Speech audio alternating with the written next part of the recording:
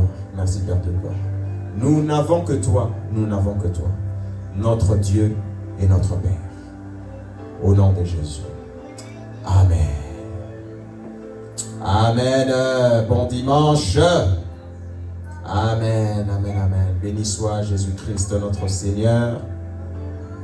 Béni soit Jésus, béni soit Jésus, béni soit Jésus. Un autre son, s'il vous plaît. Béni soit Jésus-Christ. Béni soit Jésus de Nazareth. Nous allons finir notre mini-série sur la sanctification. Le premier dimanche, nous avons parlé de sanctifié par le sang de Jésus-Christ. Sanctifié par le sang de Jésus. Le dernier dimanche, nous avons parlé de sanctifié par la vérité.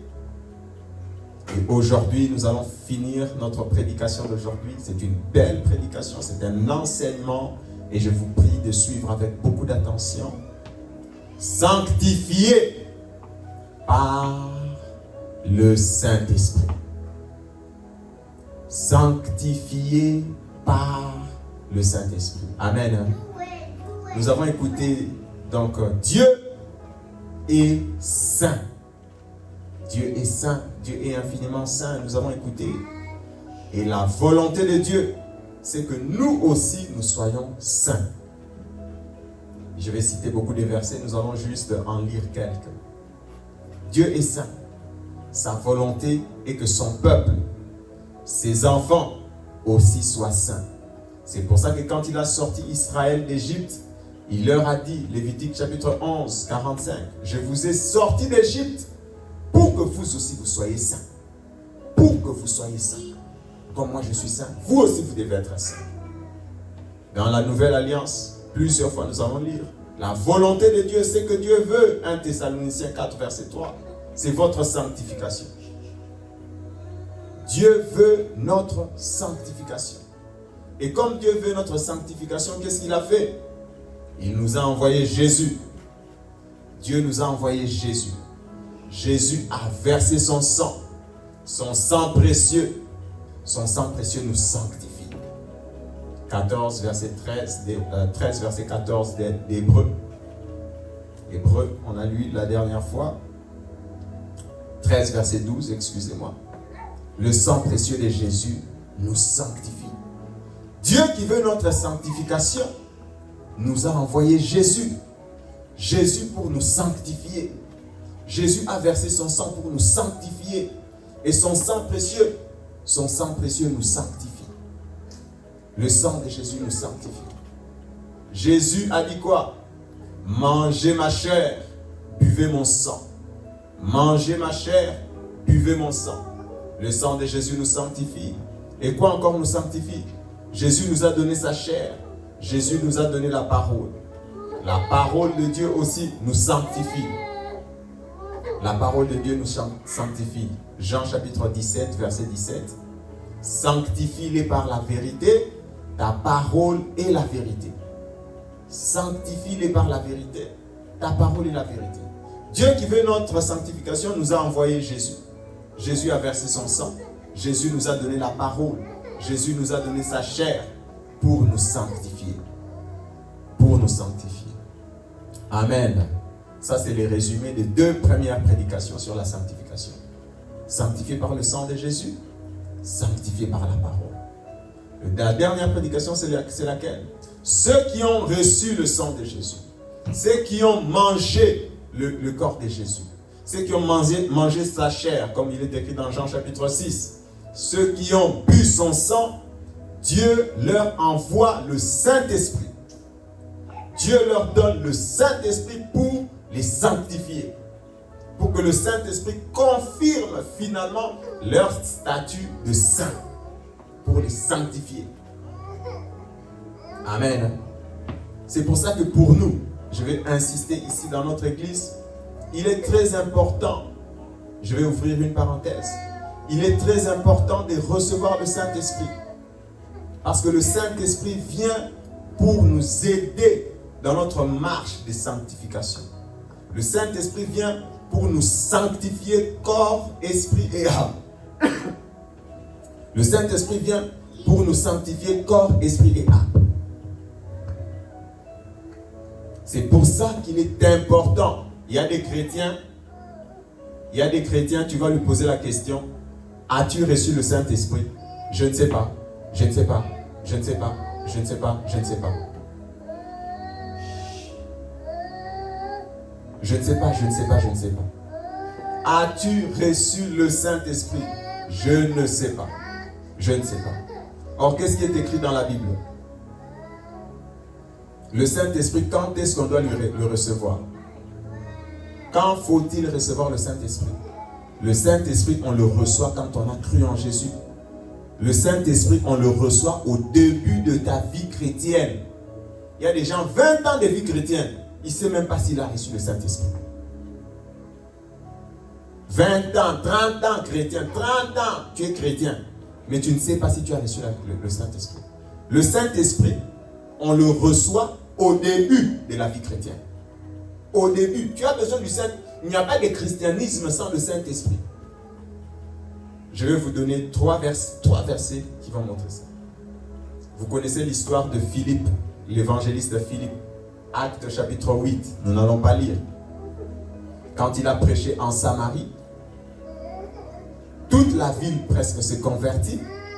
Et quand les apôtres ont entendu parler de la conversion des Samaritains, ils ont directement envoyé Jean et Pierre pour qu'ils aillent prier pour les Samaritains afin qu'ils reçoivent le Saint-Esprit. Actes chapitre 8. Quand vous allez à la maison de Corneille, quand Pierre prêchait la parole pour que les croyants qui étaient là de l'Ancien Testament, qui ne connaissaient pas Jésus, pour qu'ils puissent croire en Jésus, quand Pierre prêchait Jésus sur eux, avant même que ils ont directement reçu le Saint-Esprit, au début de leur conversion. Est-ce que vous me suivez?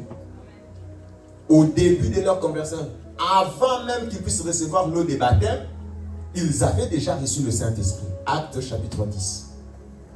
Donc on reçoit le Saint-Esprit pas longtemps après. Non.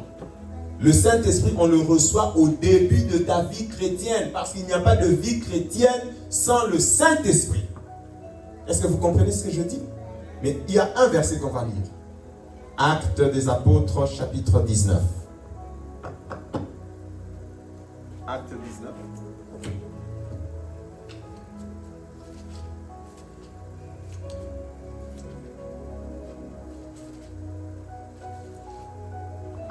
Actes des Apôtres, chapitre 19. On va lire juste 1 et 2. Juste Actes 19, 1 et 2. Qu'est-ce qui est écrit? Pendant qu'Apollos était à Corinthe, Paul, après avoir parcouru les autres provinces de l'Asie, arriva à Éphèse. Ayant rencontré quelques disciples, il leur dit, écoutez la question, avez-vous reçu le Saint-Esprit quand vous avez cru? Quand est-ce qu'on reçoit le Saint-Esprit? Quand on croit, au début de la vie chrétienne. Avez-vous reçu le Saint-Esprit quand vous avez cru? Quand on vous a parlé de Jésus, après avoir reçu Jésus, est-ce que vous avez reçu le Saint-Esprit? Avez-vous reçu le Saint-Esprit quand vous avez cru? Ils lui répondirent, nous n'avons pas même entendu dire qu'il y ait un Saint-Esprit. Après quoi? L'apôtre Paul a prié pour eux, pour qu'ils reçoivent le Saint-Esprit. Aujourd'hui, on inverse beaucoup. Quelqu'un, il vient à peine de se convertir, il n'a même pas le Saint-Esprit. Le premier enseignement, c'est reçois d'abord le Saint-Esprit. Que ton âme soit scellée, que tu deviennes un saint. Le Saint-Esprit, quand je prêche maintenant, même si tu ne comprends pas, quand tu vas rentrer à la maison, il va t'aider à comprendre. Mais il y a des gens, ils n'ont même pas le Saint-Esprit. On lui enseigne, je vais le dire, on lui enseigne la sorcellerie de ta famille, les sorciers, mais il n'a pas le Saint-Esprit. Qu'est-ce qu'il va recevoir? Seulement la peur. Il y a des gens, 20 ans de vie chrétienne, tu lui enseignes seulement les enseignements sur les sorciers et tout ça. Il n'a pas le Saint-Esprit, il ne peut pas comprendre. Il a seulement la peur. Le Saint-Esprit ne peut pas l'aider. Vous comprenez? Il y a des enseignements qui sont d'abord qu'on prêche au début. Le baptême d'eau. Reçoit le Saint-Esprit. Après, on va prêcher autre chose. Mais quelqu'un n'a pas reçu le Saint-Esprit. Qu'est-ce que tu veux lui prêcher? Des prédications compliquées. Pour qu'il comprenne quoi? C'est pour ça que vous voyez des chrétiens, 20 ans, il est comme nous. il n'est même pas chrétien. Il s'est plus rapproché de l'enfer que du ciel, après avoir cru en Jésus. Avez-vous reçu le Saint-Esprit quand vous avez cru? Donc, quand on croit en Jésus, normalement, on s'est fait baptiser d'eau. Et puis, quelques jours, quelques semaines, peut-être le même jour, on reçoit le Saint-Esprit. On reçoit le Saint-Esprit le même jour, ou très rapidement, on reçoit le Saint-Esprit. Après, maintenant, on commence à écouter les enseignements. Quand tu prêches à quelqu'un qui a reçu le Saint-Esprit, c'est trop facile. Parce que tu prêches, même s'il ne comprend pas, le Saint-Esprit va faire. Le Saint-Esprit va faire. Mais tu prêches à quelqu'un, il n'a pas le Saint-Esprit, tu lui enseignes des choses au nom. Qu'est-ce que tu prêches? C'est pour ça que nous, à notre église, on insiste, on veut que tout le monde puisse recevoir le Saint-Esprit. Avez-vous reçu le Saint-Esprit quand vous avez cru? Quand vous avez cru, pas aujourd'hui, je vous ai rencontré, mais quand vous avez cru, est-ce que vous avez reçu? Donc quand on rencontre un chrétien, qu'est-ce qu'on fait? Quand un nouveau converti vient à notre église, quelles sont les questions qu'on lui pose? Est-ce que tu as reçu le Saint-Esprit? C'est ça. Est-ce que nous on a inventé ça? On n'a pas inventé. Est-ce que tu as reçu le Saint-Esprit? Parce qu'on veut pas, on va prêcher. Tu ne vas pas comprendre. Tu ne vas pas comprendre. C'est très important de recevoir le Saint-Esprit. Même pour la sanctification. On va en parler aujourd'hui. Même pour la sanctification. C'est très important de recevoir le Saint-Esprit. Si tu n'as pas reçu le Saint-Esprit, comment tu vas faire ta vie chrétienne? Les gens négligent le Saint-Esprit. Les gens négligent le Saint-Esprit. Ils peuvent dire, oh non, il faut recevoir le Saint-Esprit. Il faut recevoir le Saint-Esprit. Amen. Donc il faut recevoir le Saint-Esprit. Parce qu'il y a une différence entre ceux qui ont reçu le Saint-Esprit et ceux qui n'ont pas reçu le Saint-Esprit. Tu vas voir que leur vie spirituelle est différente. Il y a une différence entre ceux qui sont remplis du Saint-Esprit et ceux qui ont blasphémé le Saint-Esprit et ceux qui ont attristé le Saint-Esprit. Il y a une différence. Amen. Hein? Amen. On va lire 1 Corinthiens.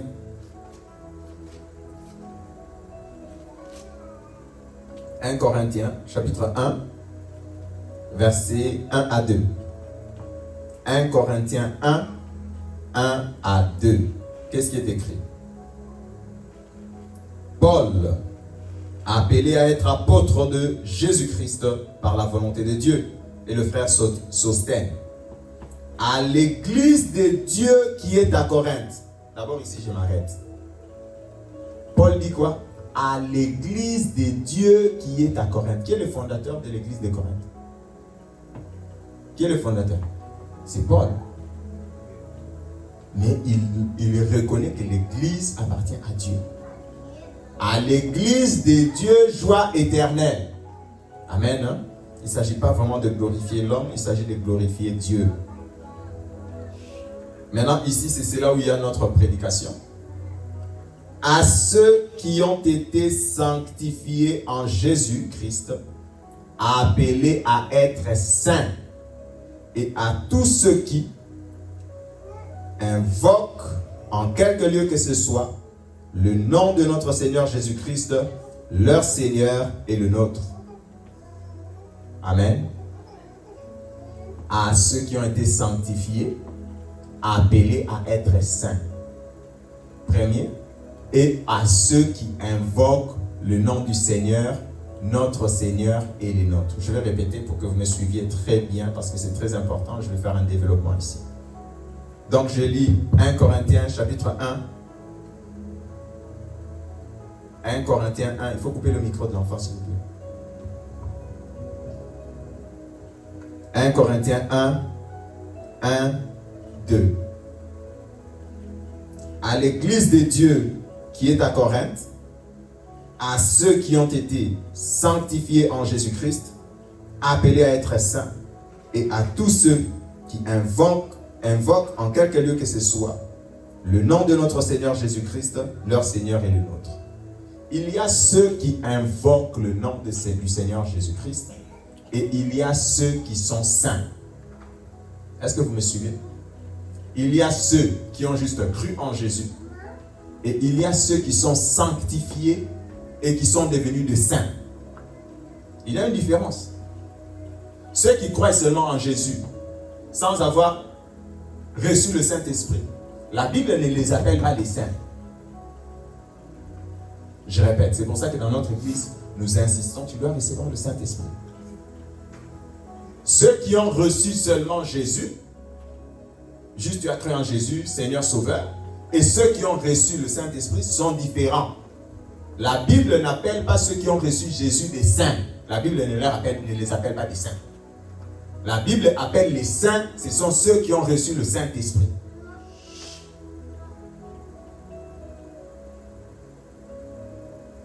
C'est seulement ceux qui ont reçu le Saint-Esprit que la Bible appelle les saints. Les saints. C'est pour ça qu'après avoir cru en Jésus, il faut que tu reçoives le Saint-Esprit. Il faut que ton statut de saint soit confirmé. Il faut que ta foi soit scellée. Il faut que tu reçoives le sceau de Dieu, le gage de Dieu pour l'éternité. Amen. C'est très important de recevoir le Saint-Esprit. Croire en Jésus et recevoir le Saint-Esprit. C'est seulement ceux qui ont reçu le Saint-Esprit que la Bible appelle les saints. Il y a des gens qui pensent qu'on devient saint quand le jour qu'on va mourir et que quelqu'un va décider que oh non, c'est le saint. Il est devenu. Non, on ne devient pas saint le jour où on va mourir et puis que quelqu'un décide de te faire saint. Oh, on a fait de telles personnes un saint. Non, c'est le Saint-Esprit qui fait de nous des saints. Le Saint-Esprit, quand il vient au-dedans de nous, il nous sanctifie et nous devenons des saints. Il nous sanctifie, nous devenons des saints. Il nous sanctifie et nous devenons des saints. Donc je vais le relire parce que pour moi ça c'est très important. Ça fait toute la différence. 1 Corinthiens chapitre 1 verset 2. Je répète.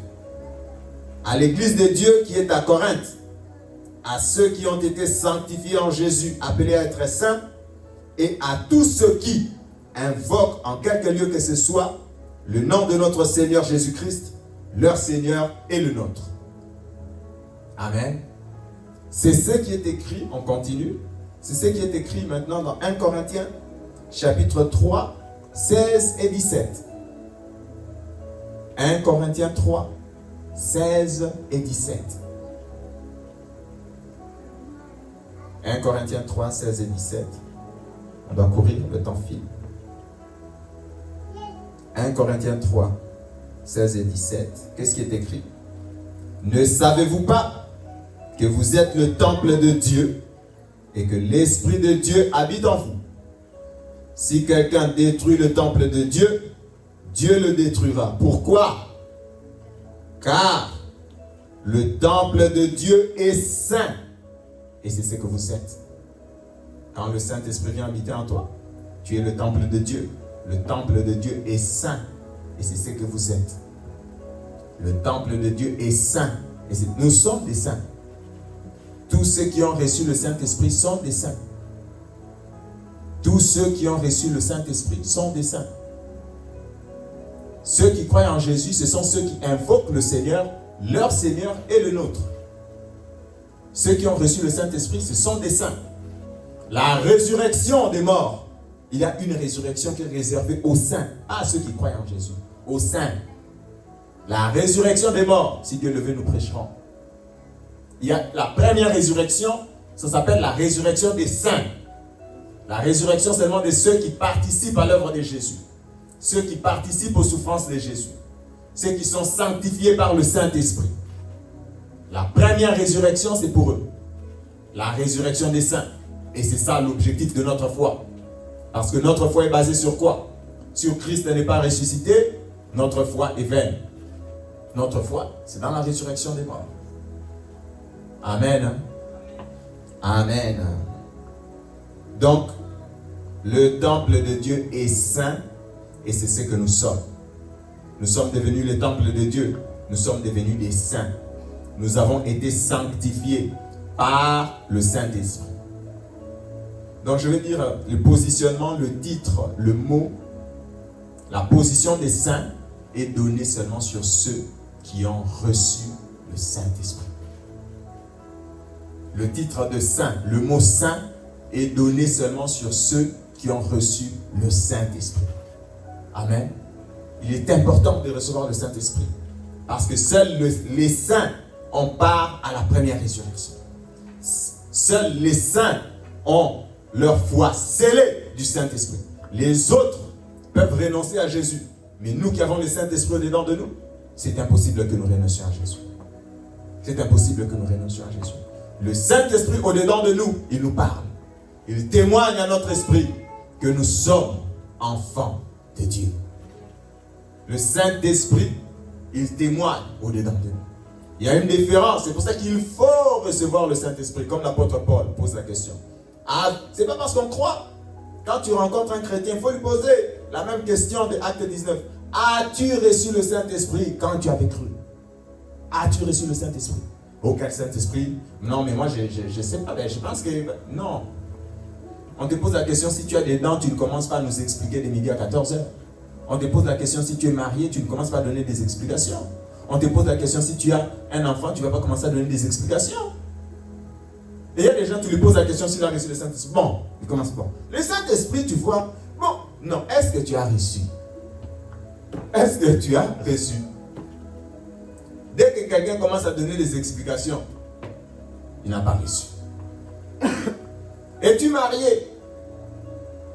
Ah ben oui, je suis marié. Non, mais tu vois, en fait, le mariage, on ne te demande pas l'explication du mariage. On te pose la question, est-ce que tu es marié? Tu as une femme ou un mari à la maison. Tu vois, bon, tu vois le mariage, en fait, dans sa définition, non, c'est pas ça. As-tu reçu le Saint-Esprit? Oh non, bon, on n'a pas entendu papa. Tu vois, à notre église, on pense que... Mais, tu vois, même si à votre église, on pense qu'on ne reçoit pas le Saint-Esprit, c'est lui qui a reçu le Saint-Esprit, dit oui. Ah ben oui. Quand tu as reçu le Saint-Esprit, tu le sais. Tu dis oui. Tu dis oui. Amen. Le Saint-Esprit nous sanctifie. Le Saint-Esprit vient confirmer tout ce que Jésus a fait. Le Saint-Esprit vient certifier tout ce que Jésus a fait.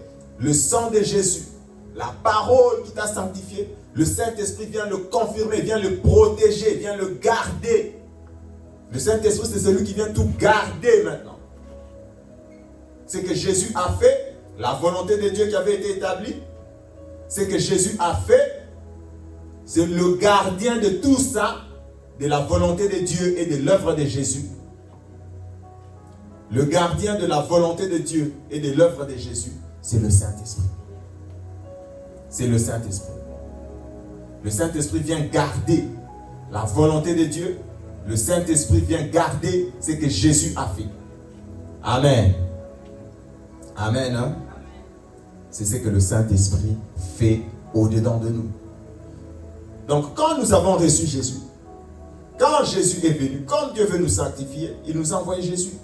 Et Jésus a restauré notre âme. Jésus a restauré notre homme intérieur. Mais il y a quelque chose qui est resté intact malgré notre conversion. Quelle est cette chose? Quelle est cette chose qui est restée intacte malgré que tu t'es converti? C'est ta chair. Ta chair n'a pas changé. La chair n'a pas changé. Les mauvais désirs qui restent dans la chair sont restés. Les convoitises sont restées. L'envie de péché est restée. Ce qui a changé, c'est l'homme intérieur. L'homme intérieur. C'est ton âme qui a été restaurée, qui a retrouvé son contact avec Dieu. Mais notre chair est restée pareille. La chair est restée pareil. Ça n'a pas changé. Les mauvais désirs que tu avais, tu les as toujours. Les mauvais désirs que tu avais, tu les as toujours. Et d'ailleurs, je peux dire, c'est la preuve que tu es un être humain. Tous les êtres humains ont les mauvais désirs.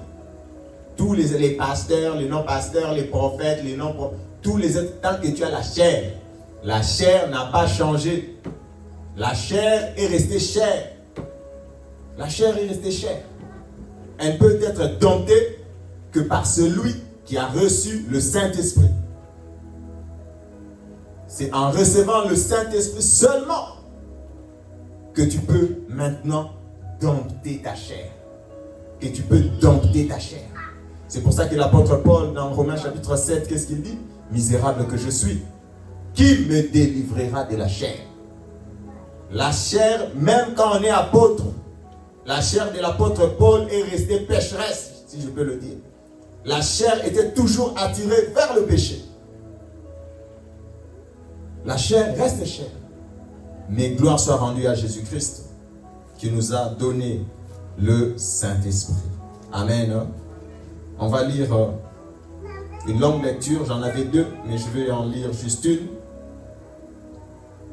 Galates chapitre 5. On va lire versets 16 jusqu'à 25. Galates chapitre 5, versets 16 à 25. Je dis donc, marchez selon l'esprit et vous n'accomplirez pas les désirs de la chair. Car la chair a des désirs contraires à ceux de l'esprit. Et l'esprit en a des contraires à ceux de la chair. Ils sont opposés entre eux, afin que vous ne fassiez point ce que vous voudriez. Si vous êtes conduits par l'esprit, vous n'êtes point sous la loi. Or, les œuvres de la chair sont manifestes. Ce sont l'impudicité, l'impureté, la dissolution, l'idolâtrie, la magie, les inimitiés, les querelles, les jalousies, les animosités, les disputes, les divisions, les sectes, l'envie, l'ivrognerie, les excès des tables et les choses semblables. Je vous dis d'avance, comme je l'ai déjà dit, que ceux qui commettent de telles choses n'hériteront point le royaume de Dieu. Mais le fruit de l'esprit, c'est l'amour, la joie, la paix, la patience, la bonté, la bénité, la fidélité, la douceur, la tempérance. La loi n'est pas contre ces choses. Ceux qui sont à Jésus-Christ ont crucifié la chair avec ses passions et ses désirs. Si nous vivons par l'esprit, marchons aussi selon l'esprit. Amen. Amen. Ici, il est écrit que la chair, ma chair à moi, a des désirs contraires à ceux de mon esprit. La chair est restée la chair. La chair est restée la chair. Ma chair a des désirs contraires à ceux de l'esprit. Et les œuvres de la chair ont été citées. Les querelles, les jalousies. Tu es jalouse, tu es charnel. Tu t'aimes beaucoup, tu es charnel. Tu es charnel. Les jalousies, les ceci, les cela, etc. Ce sont les œuvres de la chair.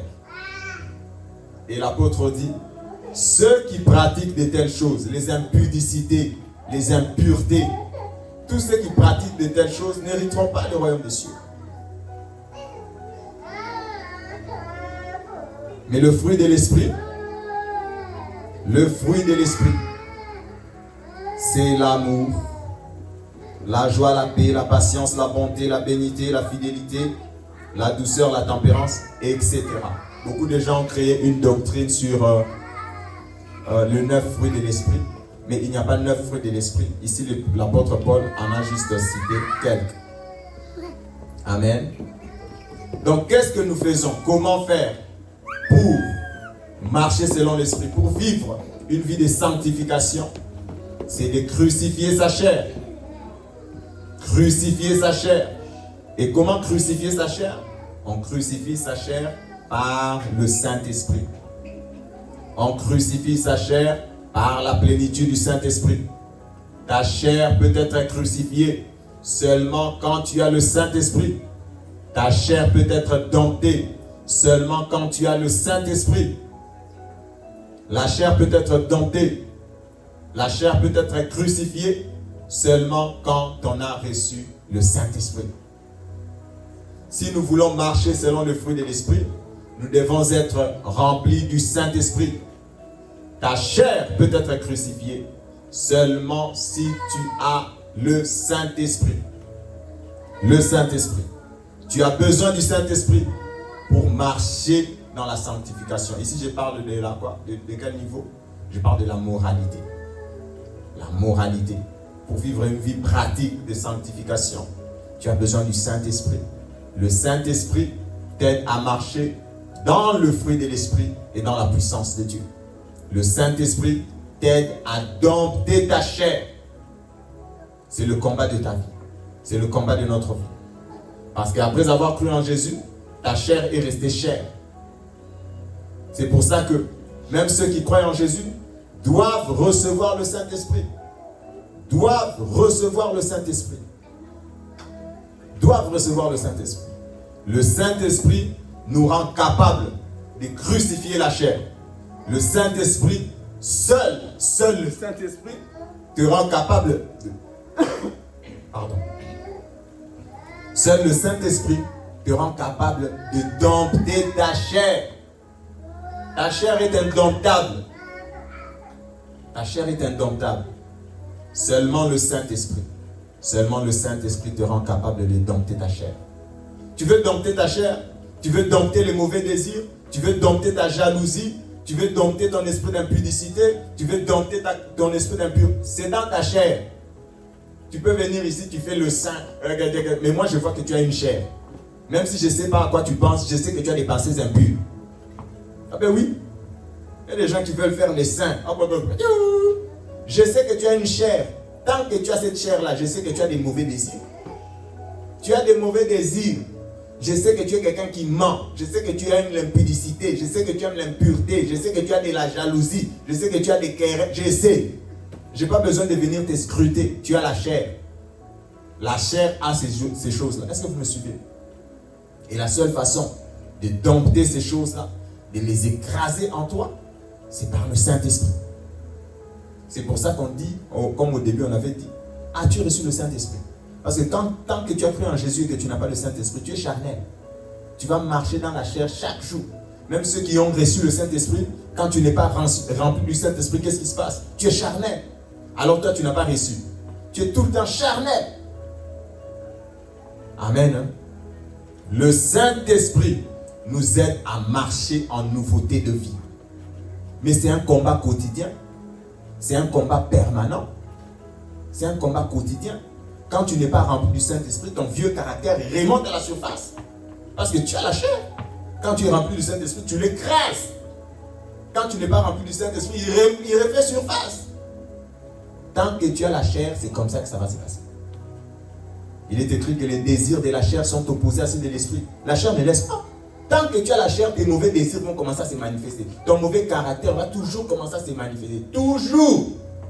Mais tu as besoin du Saint-Esprit pour le dompter, pour le craser, pour crucifier la chair. Amen. C'est un combat, mes frères. C'est un combat, mes soeurs.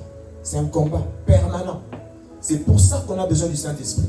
C'est pour ça qu'on dit aux chrétiens, recevez le Saint-Esprit pour recevoir son aide, pour qu'il vous aide à gérer cette chose, à gérer la chair. Parce que tant qu'on va vivre jusqu'à notre dernier jour, si tu n'as pas de désirs charnels, il n'y a que deux possibilités. Soit tu es vraiment mort, on t'a enterré, soit tu domptes les désirs de la chair par le Saint-Esprit. Par le Saint-Esprit. Par le Saint-Esprit. Donc ainsi, le Saint-Esprit nous sanctifie, nous aide à marcher en nouveauté de vie. Et si nous lisons dans 1 Thessaloniciens chapitre 4 à partir du verset 3, il parle aussi de ça. Ce que Dieu veut, c'est votre sanctification. Que vous soyez loin de l'impureté, loin de l'impudicité, loin de ceci. La sanctification pratique. La sanctification pratique par le Saint-Esprit. Avec l'aide de l'Esprit Saint. Sans le Saint-Esprit, tu ne peux pas avoir une sanctification pratique. Autrement, tu ne peux pas avoir une bonne moralité. Tu ne peux pas être quelqu'un de bonne moralité sans le Saint-Esprit. Tu auras permanemment des mauvais désirs, parce que tu es charnel, parce que tu as ta chair, et que tout le temps, elle fait combattre ton esprit. Amen. Hein? Le Saint-Esprit nous sanctifie. Le Saint-Esprit nous aide à crucifier notre chair. Le Saint-Esprit nous aide à crucifier notre chair.